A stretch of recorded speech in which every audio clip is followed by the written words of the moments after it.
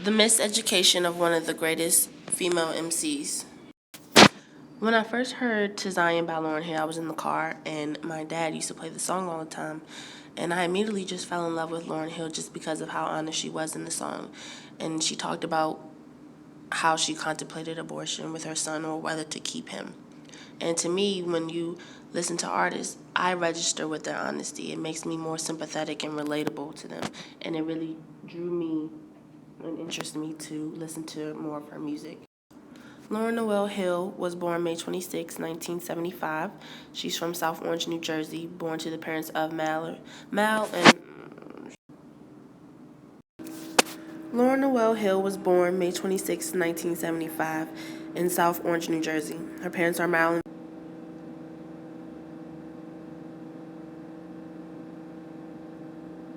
everyone around the house sung and they danced.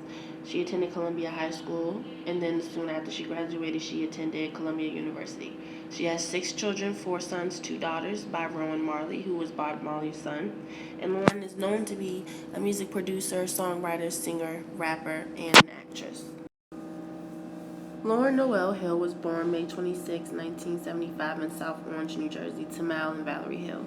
Her dad was a computer tech while her mom was a teacher. And her family was very musically inclined. Everyone in her family sung and they danced or they played an instrument. Lauren attended Columbia High School, where she soon graduated and attended Columbia University. She has 6 kids, 4 sons and 2 daughters, by Rowan Marley, who is the son of Bob Marley. She's known to be a music producer, songwriter, singer, rapper, and an actress. When Lauren was 13, she performed at Harlem's Apollo Theater.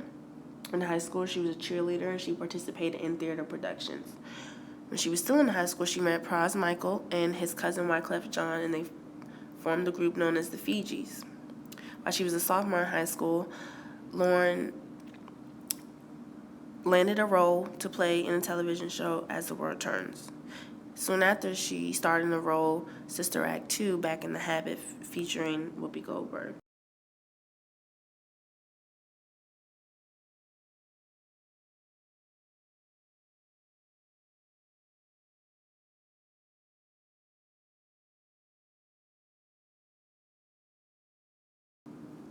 The Fijis were first known as a translator crew. Before they were nationally known, they performed in bars and clubs around New Jersey and New York. In 1993, the group first released their first album, Blunted in Reality, which really didn't get a lot of buzz because at that time, a lot of people were listening to heavy rap, the West Coast rap and the East Coast rap. 3 years later, they released their second album called The Score, and the album ended up selling over 17 million copies, and the group won 2 Grammy Awards for it.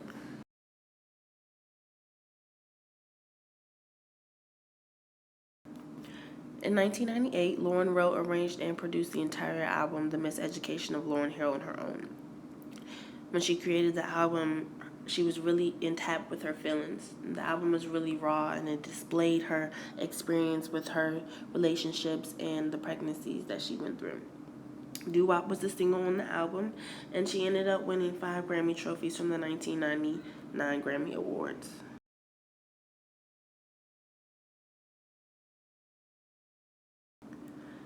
In May 2013, Lauren pleaded guilty to 3 counts of failing to file tax returns of more than $1.8 million between 2005 and 2007.